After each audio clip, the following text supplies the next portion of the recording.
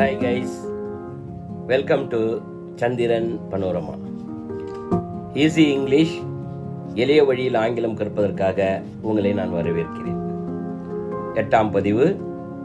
இன்றைய பதிவில் சில செய்திகளை உங்களுக்கு புதிதாக சொல்ல இருக்கின்றேன். அன்பார்ந்த நேயர்களே, என்னுடைய வீடியோக்கள் உங்களுக்கு பிடிச்சிருந்தா லைக் பண்ணுங்க, ஷேர் பண்ணுங்க, சப்ஸ்கிரைப் பண்ணுங்க, மறக்காம பக்கத்தில் இருக்க பெல் பட்டனை அழுத்திடுங்க. மை டியர் லேர்னர்ஸ், நான் சென்ற பதிவில் சொன்னது போல நிறைய எழுத்துக்களையும் நிறைய ஒலிகளையும் உடைய தமிழையே உங்களால் பேச முடிகின்ற போது 26 எழுத்துக்களை கொண்ட ஆங்கிலத்தை மிக எளிமையாக உங்களால் பேச முடியும் என்று நான் சொல்லியிருந்தேன். இதை பார்த்த பல நேயர்கள் என்னோடு தொடர்பு கொண்டு ஆங்கிலம் பேசுவது அவ்வளவு எளிது என்பதை நாங்கள் புரிந்து கொண்டோம் என்று மிகவும் பாசிட்டிவாக எனக்கு பதிலளித்திருக்கிறார்கள். அது எனக்கு மிக மகிழ்ச்சியாக இருக்கிறது. அதை நிரூபிக்கின்ற வகையிலே என்னுடைய பதிவுகள் உங்களுக்கு மிக உபயோகமாக இருக்கும் என்பதை இந்த தருணத்திலே நான் தெளிவுபடுத்த விரும்புகின்றேன். முதலாவதாக ஆங்கிலத்தினுடைய ஒரு சில செய்திகளை நான் உங்களோடு பகிர்ந்து கொள்ள ஆசைப்படுகின்றேன். உலக மொழியியல் அறிஞர்கள்லாம் என்ன சொல்லிக்கிறாங்க அப்படின்னு கேட்டால், உலகத்தில் உள்ள எல்லா மொழிகளையும் 2 முக்கியமான பிரிவுகளிலே அடக்கலாம் என்று சொல்லுகிறார். அது என்ன அப்படின்னு கேட்டால், ஒன்று இண்டோ யூரோப்பியன் லாங்குவேஜஸ், அதாவது இந்தோ ஐரோப்பிய மொழிகள் என்றும், இன்னொன்றை இண்டோ டிராவிடியன் மொழிகள், அதாவது இந்தோ திராவிட மொழிகள் என்றும் பிரிக்கிறார். இந்த இண்டோ என்ற வார்த்தையை நீங்கள் கேள்விப்படுகின்ற போது ஒரு உண்மையினை புரிந்து கொள்ள வேண்டும். என்னன்னு கேட்டா, உலகத்தில் உள்ள மொழிகள் எல்லாம் இந்திய நிலப்பரப்போடு தொடர்புடையன என்ற உண்மையை நீங்கள் முதலிலே புரிந்து கொள்ள வேண்டும். இந்த இண்டோ யூரோப்பியன் மொழிகள் என்பதை முதலிலே இண்டோ ஆரியன் மொழிகள் என்று பேசி வந்தார். காரணம் என்னன்னு கேட்டா, இந்த இண்டோ யூரோப்பியன் மொழிகளுக்கெல்லாம் மிக அடிப்படையாக அமைந்திருக்கக்கூடிய மொழியாக சமஸ்கிருதம் என்கின்ற சான்ஸ்கிரிட் கருதப்படுகிறது. எனவே இந்த இண்டோ யூரோப்பியன் மொழிகளில உலகத்திலே உள்ள ஐரோப்பிய நாடுகள் பேசுகின்ற மொழிகள் அனைத்தையும் நாம் கொண்டு வர வேண்டும். அது மட்டுமல்ல, அதோடு இந்தியாவில் பேசப்படுகின்ற சமஸ்கிருதம், அதனோடு தொடர்புடைய வட இந்திய மொழிகளாகிய ஹிந்தி, மராத்தி, குஜராத்தி, பெங்காலி போன்ற பல மொழிகளையும் அதனோடு சேர்க்க வேண்டும். இவைகளை நாம் இந்திய ஆரிய மொழிகள் அல்லது இந்திய ஐரோப்பிய மொழிகள் என்று பிரிக்கிறோம். இரண்டாவதாக இண்டோ டிராவிடியன், அதாவது இந்திய திராவிட மொழிகள் என்பது. இது என்னன்னு கேட்டா, இந்தியாவுடைய தென் நிலப்பகுதியில் இருக்கக்கூடிய மொழிகள். இதுல மிக முக்கியமாக தமிழும், தமிழோடு சேர்ந்த மலையாளம், அடுத்தாற்போல ஆந்திராவில் பேசப்படுகின்ற தெலுங்கு, கன்னடம், துளு, இவைகளெல்லாம் திருந்திய மொழிகளாக நினைத்து திருந்தா மொழிகளாக இருக்கக்கூடிய ஏறக்குறைய இன்னும் ஒரு 14 மொழிகளை சேர்த்துக் கொள்கிறார்கள். இந்த 2 மிகப்பெரிய வகுப்பு நமக்கு மொழிகளை சார்ந்த ஒரு அறிவினை நமக்கு தருகின்றது. இந்த ஐரோப்பிய மொழிகளை எடுத்துக்கிட்டோம்னு கேட்டா, அதுல Latin, French, Danish, Greek, German, Russian போன்ற மொழிகள் எல்லாம் வருகின்றன. இன்னும் பல மொழிகள் இருக்கின்றன. இதுல இந்த ஜெர்மன் என்கின்ற மொழியிலிருந்து தான் நம்முடைய ஆங்கிலம் தோன்றியிருக்கிறது. அதை ஜெர்மானிக் குரூப் என்று பிரிக்கிறார்.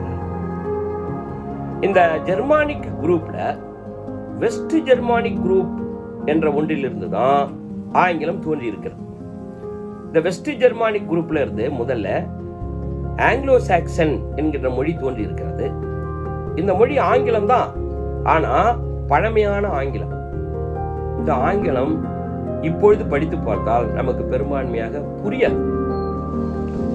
இந்த ஆங்கிலோ சாக்சன்ல இருந்து ஓல்டு இங்கிலீஷ்னு சொல்லக்கூடியது பிறந்திருக்கு.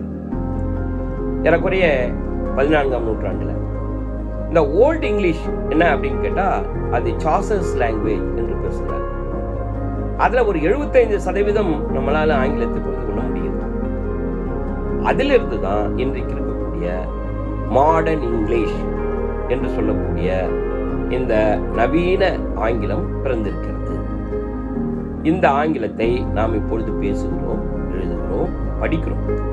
அப்போ எவ்வளவு மாற்றங்களோடு தான் இந்த ஆங்கிலமானது இந்த ஜெர்மானிக் குரூப்ல இருந்து வந்திருக்கு.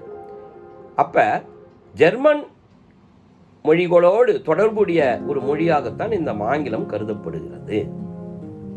சென்ற வீடியோவில் இந்த உயிரெழுத்துக்கள், மெய்யெழுத்துக்கள் இவைகளை முன்னாலும் பின்னாலும் இடமாற்றி வைத்து எப்படி வார்த்தைகள் உருவாக்கப்பட்டிருக்கின்றன என்பதை உதாரணத்தோடு உங்களுக்கு சொல்லியிருந்தேன். உங்களுக்கு புரிஞ்சிருக்கும்னு நினைக்கிறேன். நீங்களும் உங்களிடத்தில் கிடைத்திருக்கக்கூடிய புத்தகங்களிலிருந்து எடுத்திருக்கக்கூடிய வார்த்தைகளை நான் சொன்னது போல பிரித்து பாருங்க. பிரித்து பார்த்து அதில் ஏதாவது முரண்பாடு இருந்ததுன்னா எனக்கு உங்களுடைய பதிவுகளில் சொல்லுங்க.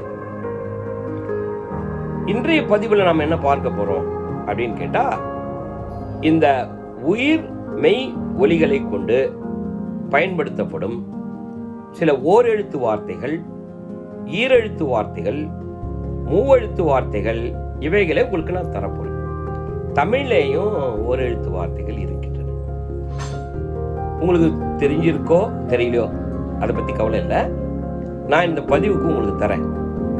முதல்ல தமிழ்ல இருக்கக்கூடிய நெட்டெழுத்துக்கள் 7மே, நெடிலெழுத்துக்கள் 7மே ஓரெழுத்து ஒரு மொழி என்று பேசப்படுகிறது. இந்த இடத்துல மொழி என்பது சொல் என்ற பொருள். என்னென்ன அப்படின்னு பார்த்தா, அந்த நெட்டெழுத்துக்கள் என்னன்னு முதல்ல சொல்றேன்.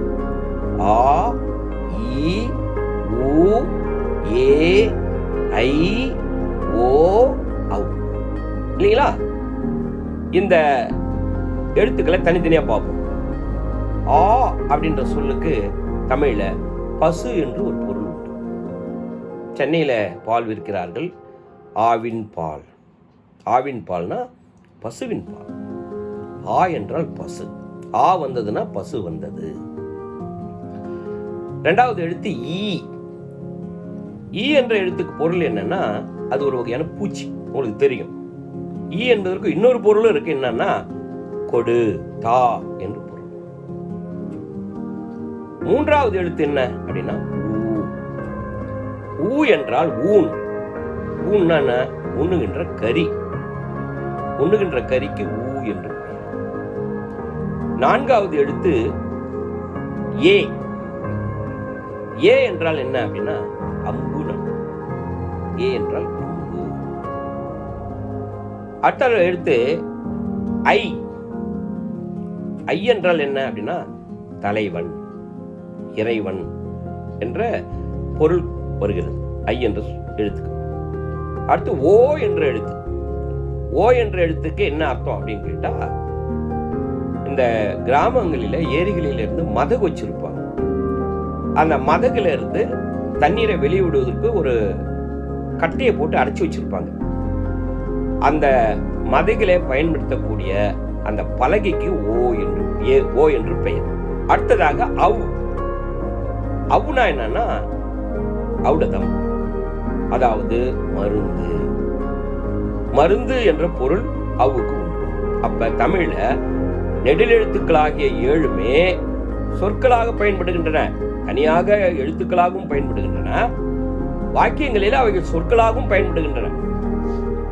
இது போல இந்த நெடில் எழுத்துக்களினுடைய வகை எழுத்துக்கள் இருக்குல்ல, நான் ஏற்கனவே சொன்னேன், அவைகளை சார்பு எழுத்துக்கள் என்று கூட சொல்றாங்க. அந்த வகை எழுத்துக்கள்லையும் ஓரெழுத்து சொற்கள் உள்ளன. உதாரணத்துக்கு உங்களுக்கு சொல்றேன்.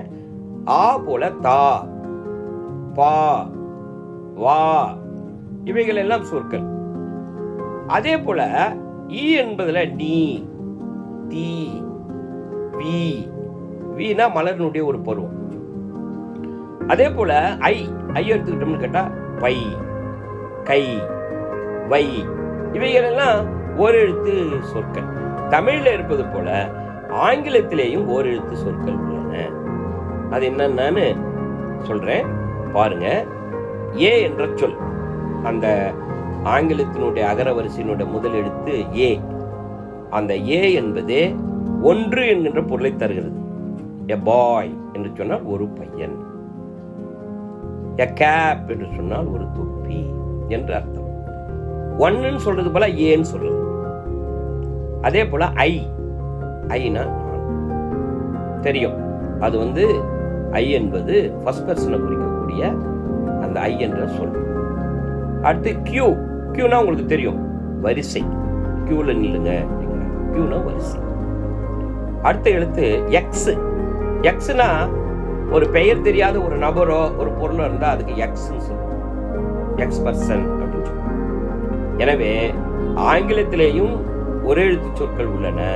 அதுதான் இந்த 4 ஏ ஐ, அடுத்தாற்போல கியூ எக்ஸ். அடுத்து ஈரெழுத்து சொற்கள். இதெல்லாம் உங்களுக்கு பரிச்சயமான சொற்கள் தான். நம்ம அடிப்படையிலேருந்து போறோங்கிறதுனால இதெல்லாம் உங்களுக்கு மறுபடியும் அறிமுகப்படுத்துறோம், வேற ஒன்றும் இல்லை. ஏன் அப்படின்னா ஒன்று என்று அர்த்தம். ஏவும் ஒன்று தான், ஆனும் ஒன்று தான். ஏவனுடைய இன்னொரு வடிவம் தான் ஆன். அது என்னன்றது நம்ம போக போக இலக்கணத்தில் கற்றுக்க போகிறோம், கிராமரில். இருந்தாலும் இப்பயும் சொல்கிறேன். அதாவது உயிர் எழுத்துக்களிலே தொடங்கக்கூடிய பெயர் சொற்களாக இருந்தால் அதுக்கு முன்னால் அந்த ஆன் பயன்படுத்தணும். an apple, an umbrella, an ink bottle என்று ஆன் பயன்படுத்தணும். அடுத்து ஆம்னா என்னன்னா இருக்கிறேன் அப்படின்னு அர்த்தம். ஃபர்ஸ்ட் பர்சனுக்கு ஐ ஆம் a boy, I am a teacher, I am a doctor அப்படிங்கிறதுக்கு அந்த ஆம். அடுத்து as போட்டு சொல்லணும்.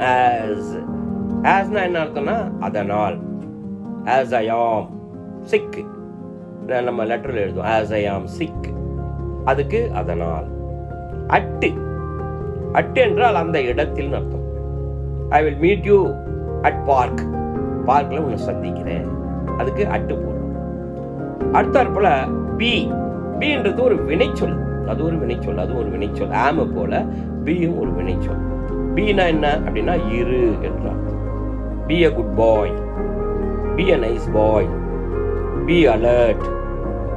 அதில் பி பயன்படுத்தணும், அதில் இருன்னு அர்த்தம். அடுத்து கோ, அதை கோன்னு சொல்லுவாங்க. கோன்னு நேரடியாக சொல்லக்கூடாது, கோ அப்படின்னு ஹவுஸ் சவுண்டோட சொல்லுவாங்க. கோவுன்னா என்ன அர்த்தம் அப்படின்னா போ. அடுத்து ஹீனா என்ன அப்படின்னா அவன்.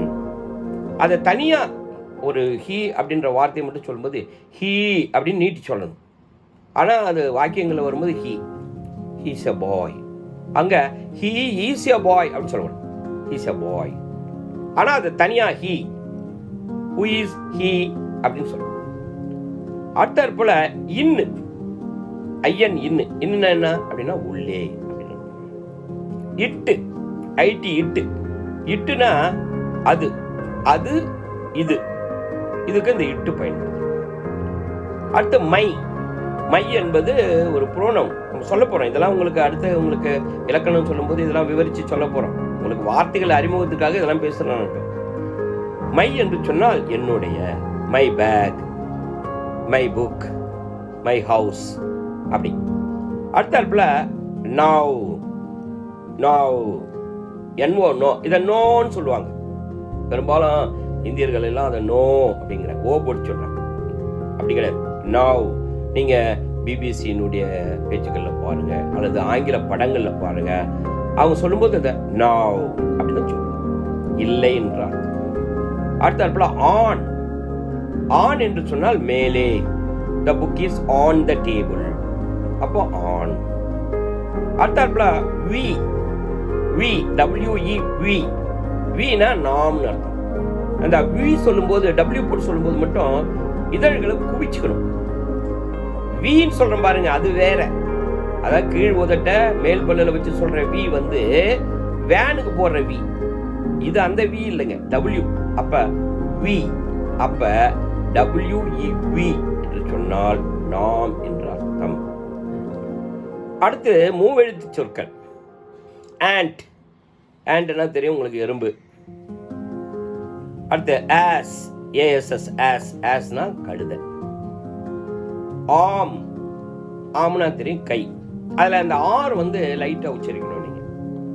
ஆர்ம் அப்படின்னு சொல்லக்கூடாது. ஆம், ஆம்னா கை. அடுத்து ஏய்ப், ஏபிஇ, ஏய்ப். ஏய்ப்னா என்னன்னா மனித குரம், ஏய்ப். அடுத்து ஆர்ட், ஏஆர்டி, ஆர்ட். ஆர்ட்னா கலை. அடுத்து எய்ம். எய்ம்னா என்ன? நோக்கம். எய்ம்னா என்ன?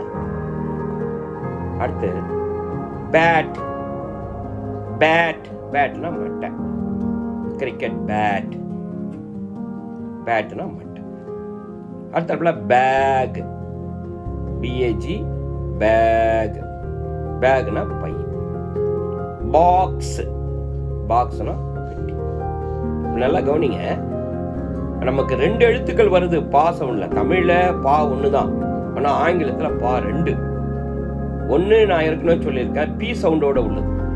அது வந்து உதடுகள் வெடிக்கிற மாதிரி வரும். அதே சமயத்துல நம்முடைய தொண்டையில இருக்கக்கூடிய அந்த குரல் வலை வந்து அதிராது. ஆனா இது பாருங்க, உதடுகள் வெடிக்கிற மாதிரி தான் வரும், ஆனா குரல் வலை அதிரும். பி. அப்ப பேட், பேக், பாக்ஸ் என்று அதிருகின்ற வகையில சொல்லும். அடுத்து கேட். கேட் என்பது பூனை, உங்களுக்கு தெரியும். அடுத்து கார். கார்னா உங்களுக்கு தெரியும், அது ஒரு மகிழ் உந்து, கார். அடுத்து கேப். கேப்னா என்ன? தொப்பி. அடுத்து காட், சிஓடி, காட். நான் ஏற்கனவே சொல்லியிருக்கேன், நேரடியாக ஓ சவுண்டு வராது இடையில வரும்போது அப்படின்னு சொன்னேன். ஆக்சுவலாக ஓ சவுண்டு போட்டிங்கன்னா அது கோட்டுன்னு இல்லை சொல்லியிருக்கணும். இது கோட்டு இல்லை, காட். ஆ சவுண்டு வர்றத கவனிங்க. காட், காட்டுனா கட்டி. அடுத்து கப்பு. கப்புனா என்ன அப்படின்னா சிங்கக்குட்டிக்கு கப்பு. விலங்குகளிலே சில குட்டிகளுக்கு கப்பு என்று பெயர், கப்பு. அடுத்து டேட். டேட்னா உங்களுக்கு தெரியும், அப்பா வந்து டேட் என்று செல்லமாக அழைக்கிறார். டேடி என்பதனுடைய சுருக்கம் தான் டேட். அடுத்து டே. டேனா உங்களுக்கு தெரியும், நாள். டே என்றால் நாள், டே, நாள். அடுத்தாற்போல டாக். டாக் என்றால் தெரியும் உங்களுக்கு, நாய். அடுத்து எக். எக் என்றால் முட்டை. அடுத்து ஐ. ஐ என்றால் இ என்றால் கண் என்று அர்த்தம். அடுத்து ஃபேன். ஃபேன் என்று சொன்னால் விசிறி, மின் விசிறிக்கு ஃபேன். நான் ஏற்கனவே சொன்னேன், உங்களை எஃப் உச்சரிக்கும் போது மட்டும் அந்த கீழ் உதட்ட மேல் பல்லுல வச்சு உச்சரிங்க அப்படின்னு சொன்னேன். அடுத்தாற்போல ஃபிக். ஃபிக்னா என்ன அப்படின்னா அத்திப்பழம். ஃபிக்குக்கு அத்திப்பழம். அடுத்து ஃபின். ஃபின்னா இந்த மீனுடைய நீந்தறதுக்கு பயன்படுகின்ற அந்த செதில்களுக்கு ஃபின். அடுத்து ஃபாக்ஸ். ஃபாக்ஸ்னா உங்களுக்கு தெரியும், குள்ளநெறி. கேப். கேப்னா ஒரு இடைவெளி அல்லது சந்து அப்படின்னு சொல்லுவோம். அடுத்து கேஸ். கேஸ்னா என்ன அப்படின்னா வாயு. பொதுவாக வாயு. ஆனால் அமெரிக்காவில் கேஸ்னா பெட்ரோலுக்கு கேஸ்ன்னு சொல்கிறாங்க. நம்ம பெட்ரோல்னு சொல்கிறோம், அமெரிக்கர்கள் அதை கேஸ்ன்னு சொல்கிறாங்க. ஜெம். ஜெம் என்றால் மாணிக்கம். ஜெம் என்றால் மாணிக்கம். அடுத்தாற்போல ஜின்னு. ஜின்னுனா அது ஒரு வகையான மது, ஒரு வகை மது. அடுத்தாற்போல கன்னு. கன்னுனா உங்களுக்கு தெரியும், துப்பாக்கி. அடுத்து ஹிப்பு. ஹிப்புனா இடுப்பு. ஹிப்புனா இடுப்பு. அடுத்து ஹாக். ஹாக்னா காட்டுப்பன்றி. காட்டுப்பன்றிக்கு ஹாக்னு பேர். அடுத்தாற்போல இன்னு. INN, இன்னு. மேலே சொன்ன இன்னு வந்து உள்ளே என்ற அர்த்தம். ஆனால் இந்த INN என்னன்னா சத்திரம்னு அர்த்தம். இதுல 2 எண்ணு வந்தாலும் அது ஒரு எண்ணுடைய உச்சரிப்பு தான், இன்னு. அடுத்தாற்போல இம்பு. IMP, இம்பு. இம்புனா என்ன அப்படின்னா குட்டிச்சாத்தான். அது ஒரு கற்பனையான பொருளா சொல்றாங்க, குட்டிச்சாத்தான். இம்புனா குட்டிச்சாத்தான். அடுத்தாற்போல இல்லு. ILL, இல்லு. இல்லுனா உடல் நலமின்மை, நோய் என்ற அர்த்தம். அடுத்தாற்போல ஜார். ஜார்னா தெரியும், ஒரு ஜாடி. அடுத்து கிட்டு. கிட்டுனா ஆட்டுக்குட்டி. செல்லமா குழந்தைங்களை கூட கிட்டு அப்படின்னு சொல்றாங்க. அடுத்து லேடு. லேடு. லேடுனா பையன். நல்லா கவனிக்கணும். லேடு. டி சவுண்ட் வந்து அதிரக்கூடிய டா வகை. லேடு. அடுத்து லிப்பு. லிப்புனா உதடு. லிப்புனா உதடு. அடுத்து மேப். மேப்னா ஒரு வரைபடம். Map, Indian map, world map, வரைபடம். அடுத்தாற்போல மேட். மேட்னா பாய். எம்ஏடி மேட்னா பாய். மாப். மாப் என்று சொன்னால் ஒரு கூட்டம், மாபா வந்தாங்க, மாப். அடுத்தாற்போல நெட்டு. நெட்டுனா என்ன அப்படின்னா வலை. நெட்டுனா வலை. அதுல இருந்து தான் இந்த இன்டர்நெட்டுங்கிற வேர்டு வந்திருக்கு. அதை தான் வலைதளம் அப்படின்னு பேசுறோம். நெட்டுனா வலை. அடுத்தாற்போல நன்னு. நன்னுனா பெண் பாதிரியார், அதாவது கன்னியாஸ்திரி அப்படின்னு சொல்லுவோம். நன்னு.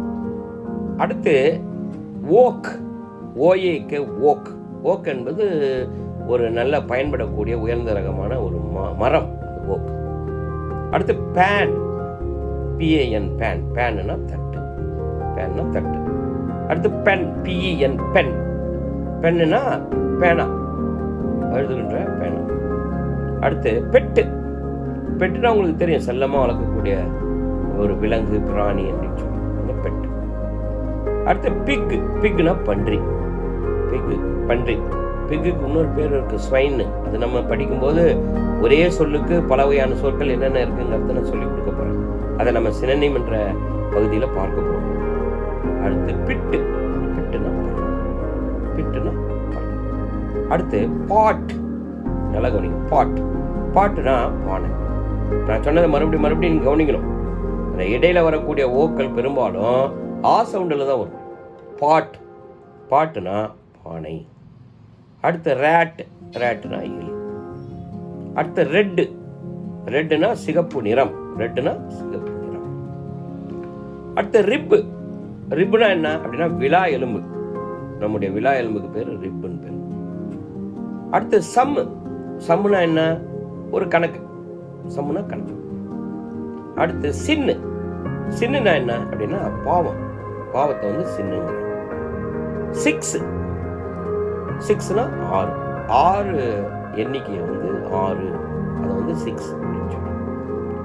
அடுத்து சன். SON Sun. சன்னுனா மகன், பிள்ளை, மகன். அடுத்து SUN சன்னு. அதையும் சன்னு தான். SONனையும் சன்னு தான் சொல்றோம், SUNனையும் சன்னு தான் சொல்றோம். ஸோ SON மகன், SUN சூரியன். அடுத்து சி. SEAC வந்து கடல். அடுத்து SEEC, அதையும் சி சொல்றோம், அப்படின்னா பார் என்ற அர்த்தம். SEA கடல், SEE பார். அடுத்து டேப். டேப்னா குழாய். அடுத்த டாக்ஸ். டாக்ஸ்னா உங்களுக்கு தெரியும், வரி. 10. 10னா 10. 10 எண்ணெய் வந்து 10. அடுத்து டன்னு. டன்னுனா என்ன? 1000 கிலோ வந்து டன்னு. அடுத்து டாய். டாய்னா விளையாட்டு பொருள். நீங்க ஒரு வித்தியாசத்தை கண்டுபிடிக்கணும். இங்க டால்னா வேற, டாய்னா வேற. டால்னா என்ன அப்படின்னா உருவம் உள்ள பொம்மை. இந்த ஆண் பொம்மை, பெண் பொம்மை, இவைகளுக்கு டால் என்று பேர். DOLL டால். ஆனா டாய்னா எந்த பொருளை வேணா விளையாட்டு பொருளா வச்சுக்கலாம். நீங்க சின்ன குழந்தைங்களை பார்த்தீங்கன்னு கேட்டீங்கன்னா எந்த பொருளாக இருந்தாலும் விளையாட்டு பொருளாக எடுத்து வச்சுக்கோ. 2 குச்சி எடுத்து வச்சுக்கோ, 2 ஒட்டாங்குச்சி எடுத்து வச்சுக்கோ, 2 குண்டு எடுத்து வச்சுக்கோ, உடஞ்சி போன எதுனா ஒரு பிளாஸ்டிக் எடுத்து வச்சுக்கோ, அதை வச்சு விளையாடும். இந்த மாதிரி விளையாடுவதற்கு பயன்படக்கூடிய பொருள்களுக்கு டாய் என்று பெயர். அடுத்து வேன். வேன் என்றால் என்ன அப்படின்னு கேட்டால் உங்களுக்கு தெரியும், பல பேரை ஏற்றிட்டு போகக்கூடிய ஒரு உந்து வண்டி. அடுத்து வார். வார்னா தெரியும், சண்டை. அடுத்து வேக்ஸ். வேக்ஸ்னா மெழுகு. வேக்ஸ்னா மெழுகு. அடுத்து வே. வேனா என்ன அப்படின்னா வழி. அடுத்து வின். வின்னுனா வெற்றி பெறு, வின் யுவர் கேம் அப்படின்னா வெற்றி பெறு. அடுத்து விட்டு, விட்டுனா என்ன அப்படின்னா அறிவு. என்ன அறிவு? கூர்ந்த அறிவுக்கு விட்டு என்று பெயர், விட் என்று பெயர். அடுத்து ஓ, WOE, ஓ, ஓ என்று சொன்னால் துன்பம், துயரம், அதுக்கு ஓ என்று பெயர். இந்த ஹாப்பினஸுக்கு ஆப்போசிட்டா அந்த ஓ சொல்லலாம். அடுத்து யாம், யாம் என்றால் கருணைக்கிழம், YAM, யாம் என்று சொன்னால் கருணைக்கிழம். அடுத்து யாக், யாக் என்று சொன்னால் பனி பிரதேசங்களிலே இருக்கக்கூடிய ஒரு காட்டு எருமைக்கு யாக் என்று பெயர்.